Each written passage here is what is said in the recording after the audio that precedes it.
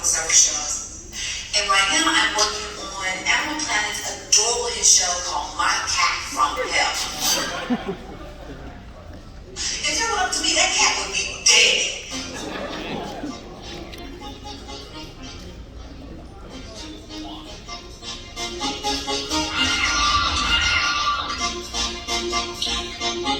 If you're looking for a powerful speaker and you're looking for someone to run their audience, you need to bring in TJ.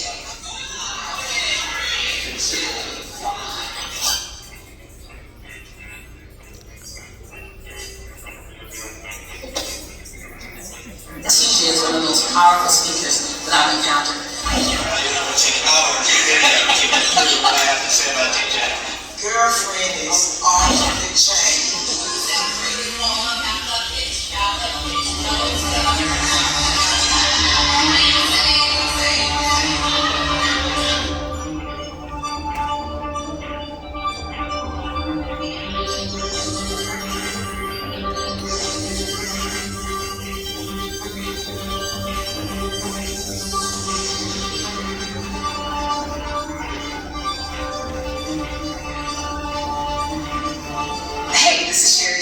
I just have to tell you, I love TJ because she realizes by being honest, she opens the door for healing in other people's lives.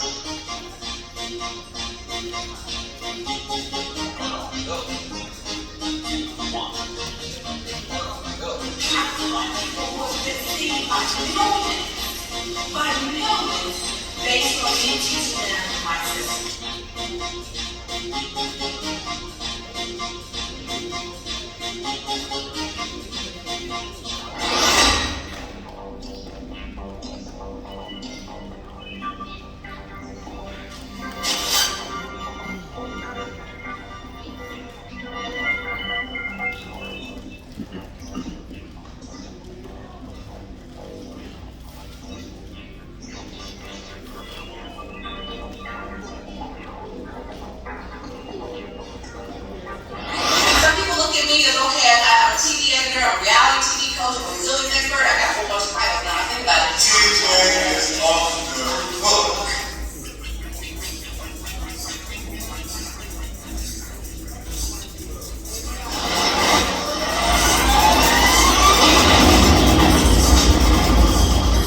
I have no idea what was happening there. But we're going to make it do what it do. Is that okay? So I'm going to get right to it. So a few years ago, I had taken my niece. I wanted to take my niece T2, who is TJ number 2 is what I call her. She was 2 years old. I wanted to take her to Disneyland. And because I'd done several Disney projects, I knew that the main goal was to get T2 to Mickey's Toontown, okay? So we had a mission that day. We went to Frontierland, Tomorrowland, Fantasyland, whatever land. I finally got my niece, T2, who was 2, getting ready to go to Mickey's Toontown. Because remember, that was the plan, right? Because I was 40 at the time. I was tired from Frontierland, Tomorrowland, and all the lands. So I sat down and put T2 in this little drive cart. You know, the little car that you can pretend, you put kids in, they pretend they drive. So while I catch my breath, right? So when it was time, about 5 or 10 minutes passed, like I'm ready to get my baby to Mickey's Toontown. I finally decide, okay, all right, T2, let's go to Mickey's Toonland. So I go to grab her out of the little car. And y'all, at some point, I don't know when this happened, but my precious little 2-year-old turned into the Tasmanian devil. I had to come back like, whoa, up. Who are you? Because all of a sudden you got the strength of the Incredible Hulk, Thor, and the Black Panther mixed in at 2. So I had to get myself together, y'all. I had to get myself together. Like, okay, my baby, she gotta get to Mickey's Toontown. So I was like, okay, she's 2, I'm 40. We got this. So I decided to change my strategy. And so I went in to grab her and grab her hands at the same time. And I'm going, okay, T2, let's go to Mickey's Toontown. So there I am with a flailing 2-year-old. In Disneyland, where you know, ain't a lot of us that look like us in Disneyland at one time. And she, no! And so I'm funny. Okay, T2. And by this time, I'm at Toontown, and I sit her down. She's still, no, T2, no!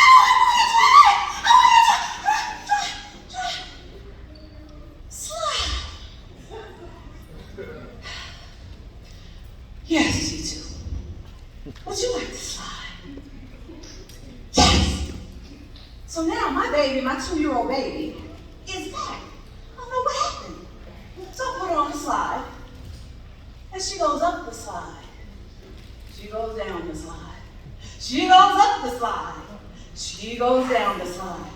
And I'm standing there, looking at her face, with all of this glee, totally forgetting the hell I just went through to get her to Mickey's Toontown. And so I'm sitting there, I'm thinking, now, think this about it. I knew a place that she was going to have so much more fun. And yet, I couldn't get her to let go of what she was holding on to because she thought that was the best. And so, I'm having these thoughts, I'm standing there, and I'm going, ain't that a trip? And I kid you not, whatever you call it, God, universe, spirit, I felt a tap on my shoulder. And I wait a minute. And I had heard a still small voice go, but that's what you look like. Huh? What do you mean that's what I look like? So see, at the time this happened, I had worked on Extra, I had worked on Tonight Show, I had worked on The Incredibles, Chronicles of Narnia. I had done a project with James Cameron, the director of Avatar, where he sent me a personal note said, it's perfect, don't change the frame. I loved this career. But at the same time, I had written a book that took off unexpectedly. That book was downloaded almost 10,000 times in 2 days on 6 continents. It was never my plan. That book won 3 Beverly Hills Book Awards. So for me, that still was a side hustle. I didn't want no part of that plan. So what was happening, the voice was explaining to me, you're trying to hold on to a career, not knowing I got better coming. You're trying to hold on to a career. Yes, I know you loved it. This was a great season of your life. But if you're willing to let go, on June 1st, 2023, I have you standing in front of a room of beautiful 2023 graduates who need to hear how to let go of this season because better is coming. Yeah. Congratulations, 2023 graduates. Congratulations, Miracle. Good evening, Miracle. Now, why am I calling you a miracle? Did you know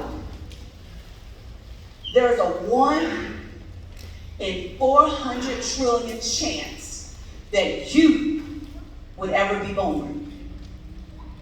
There's a 1 in 400 trillion chance that your mama would like your daddy enough at least one time to create the miracle of you. Y'all processing that? Yeah. Now, the other reason why I call you a miracle is because you survived high school in the middle of a global pandemic. Yep. You made it, y'all. You made it. But here's the thing. You're just getting started. The best is on the way. And so for the next 10, 20 decades of your life, you're going to be caught between a season of holding on, letting go. Holding on, letting go. It's going to be the cycle of life. Now, I want to spend a few minutes telling you now, what do you need to do in that in-between time of holding on and letting go? Okay, but wait. Okay, so I got to tell you something that may seem like it's crazy, but just rock with me for a minute, is that okay? That's okay? Yeah. Okay. So I was thinking today, this just happened today. I was thinking today, I have something I want to share with you. It's kind of personal, but I ain't sure if I should share it. So I went on my walk and I was, kind of whispering a prayer like, God, I don't know if I should share this, but oh well. So my cousin has a little dog named Hazel. And Hazel, I walk her every day. And normally when we walk, I have her loose on the leash, and she does her business. She, bees, boots to get it all done, and then we hit our rhythm of just me walking. But today, because I was preparing for you, I decided that, okay, I'm going to work on my talk while I'm walking. So instead of letting her leash loose, woo, try to get that out. I actually tethered her to me. And so we walking, I'm practicing, I'm going over what I want to say, the message I want to convey, and we walking. So we walked about 2 miles. I know y'all was like, where is she going with this? Just hold on. So we walked about 2 miles. We get close to home, we're standing at the light. We're at this light, it's holding a long time, 2 to 3 minutes. She just sitting here beside me. Bruh. We step into the crosswalk. There's a whole lot of traffic. She's tethered to me, and I'm walking, so I'm not really seeing her. And I feel all of a sudden, she done stopped. Y'all, she decided at that moment is when she wanted to take a poop. In the middle of the crosswalk. With all the traffic, I'm mortified. I'm looking like, oh my God, I'm sorry. All the time, I'm sorry. So I grab her little poop bag, I pick it up, and I'm running across the street to get out the way. They start clapping and cheering and waving at me. And I'm still standing there like, what the heck just happened? But I'm standing there and I go, well, she couldn't control it. You gotta go when you gotta go. So, how many 40-year-olds in the building? 40 and over. Okay.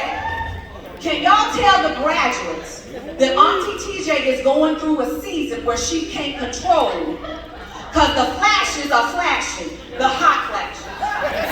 So when y'all see me sweating and I'm wiping my brow, will you promise them that she going somewhere? But I need your permission to be intimate with you. Is that okay? Okay, so if that's okay, I want to come down. Thank you. So, I want to talk to you about what needs to happen in between holding on, letting go. I want to give you the ABCs of audacity. Who wants to know the A? Okay, you want to know the A? Okay, what's the A? Good, I'm glad you asked. So the A is having the audacity to accept the gift of your new start. Brittany, what's your last name? She laid the perfect foundation for me about starting over. See, what's going to happen in these next few years is you're going to fall, you're going to get back up. You're going to fall, you're going to get back up. But you got to accept the gift of starting over. Some of you are starting in places, you're each starting in different places. Some of you are coming from families that are well off, have nurtured you emotionally, financially. And some of you are coming from homelessness, foster care, poverty, welfare, like me. A parent may be in prison, like mine. But it doesn't matter. I need you to keep your eye on the destination of success.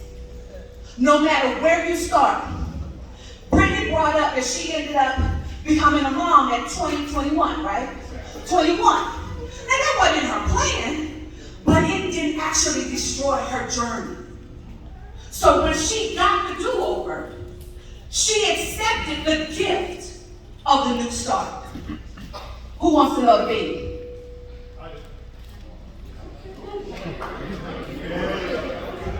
See, Auntie TJ, what's the big? What's the big, TJ? Ooh, okay, I'm glad you asked. That was a good question. The big. Believe bigly in yourself. Let me tell you something.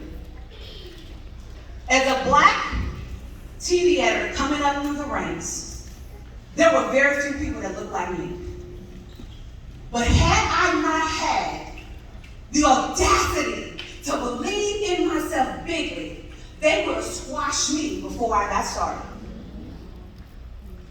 There's an inner confidence that has to come from the inside.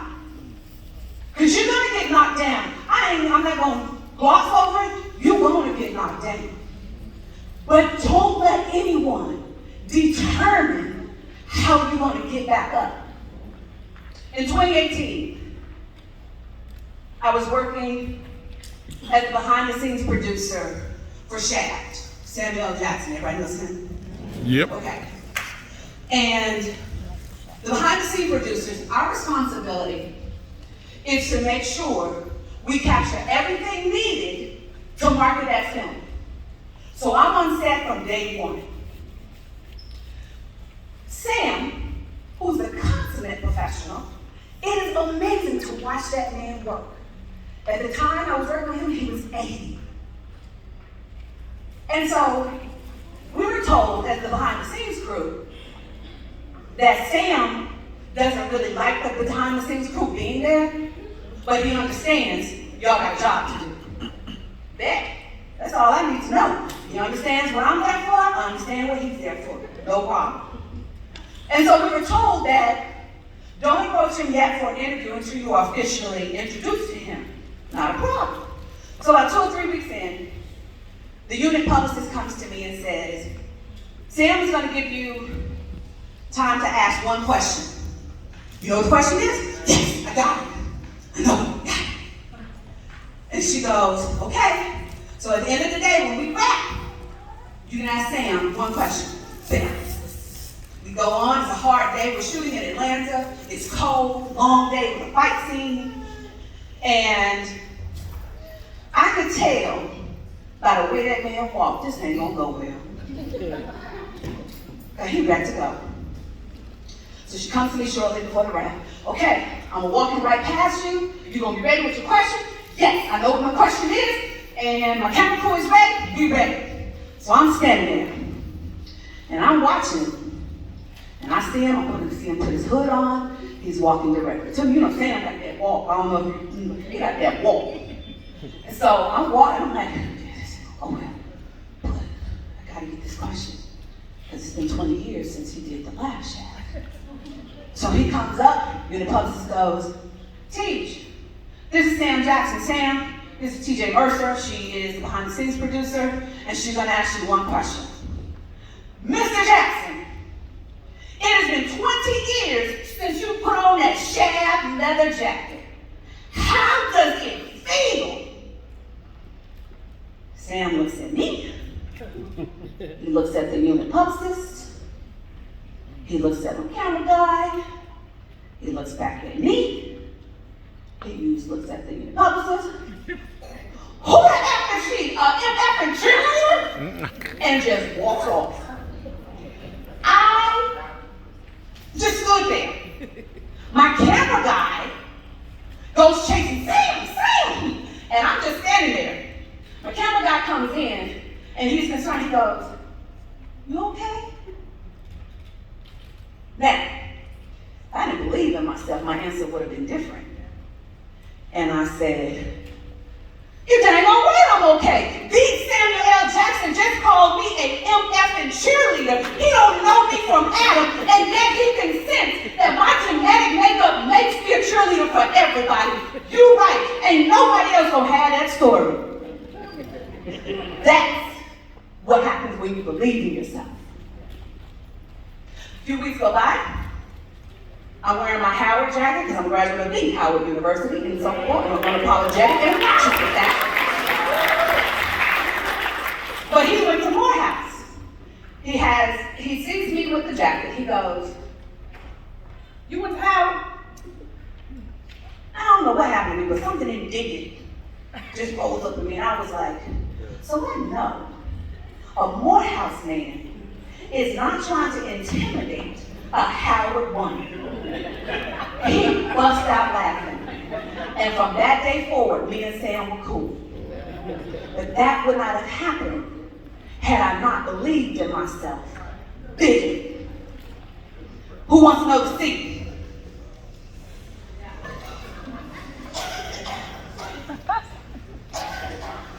What's the secret, Miss? I love it. That's a great question. The C is the audacity to collaborate with community. I hate the term self-made. You will never hear it come out of my mouth. There are too many people who let me stand on their shoulders to consider myself self-made over anything. Amen. Amen. It will be your tendency not to want to ask for help. It will be your tendency to have an ego or feel some kind of way about asking for help. I don't do nothing without asking for help. There's 3 people floating around this room who I collaborate on a regular basis. There's not too much I'm going to do that does not have them working with me in it. All I am, I hope. When the pandemic first broke off in 2020, I had just moved to Atlanta. And I was lonely. So I created a bingo game that took off, a virtual bingo game. And when I started seeing the HBCU graduations, because I'm an insufferable graduate of the Howard University, when I saw that the graduations were being snatched, my prayer was, Lord, show me what I can do. And so the answer that came back to me was create HBCU bingo. And because of collaboration, I sent a call out saying, y'all, I'm trying to do this thing for the graduates. I don't know what the heck I'm doing, but I need help. Y'all, in 4 weeks, less than 4 weeks, we raised over $1.4 million in cash and prizes. Nice. And we gave it away to about 500 of the 2020 graduates of HBCUs because of the power of collaboration. Who wants to know the D? What's the D? Wait, what'd you say? Who said that? What's the D? That's everybody. What's the D? Okay. That's such a great, intelligent question. So, we have the audacity to accept the gift of a new start. We got the B of believing bigly. We have the C of collaborating with community. The D is don't do the dang thing. You went through all this crap. You went to Savage High School. Some of you are headed to college. Some of you are headed to tech trade school. Some of you are headed to you don't know where. That's fine. But all I'm asking you is to go do the dang thing. And one of the best examples, I want you to find something that you're passionate about. Because that will make it easier for you to do the dang thing. When I was working on the show for ABC with The Incredibles, I worked 36 hours straight. Not because they were making me, it's because I had a deadline and I was passionate. But the best example of me knowing firsthand how a celebrity does the dang thing. Anybody know Kevin Hart? Mm-hmm. Okay. So when I was behind the scene producer on Night School, obviously the star was Kevin. And so Universal Studios, not the amusement park, but the actual studios, had sent a message saying, Teach, we need to get an interview with Kevin immediately. And I'm looking at his schedule like, yeah, I don't know when that's gonna happen. And yet, because of the passion this man has for what he does, He shot all day on Thursday in Atlanta on the set. He sat down at 1 o'clock in the morning for an interview with me. He then left, went to the airport to get on the plane, because that was during a season where he was actually doing his comedy tour. Went to North Carolina to do a show Friday night and Saturday night.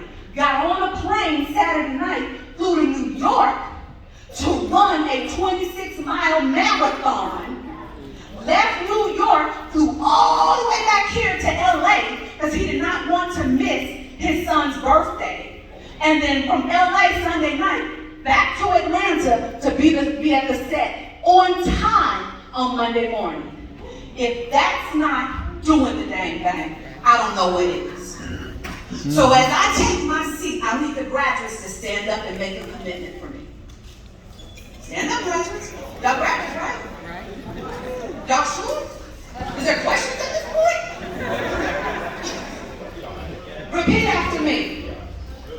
I will accept the gift of a new start. I will believe in myself bigly. I will collaborate in community. I will do the dang thing.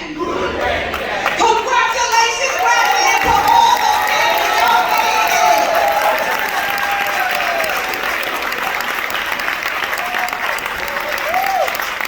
Thank you. Give it up for TJ Mercer, folks.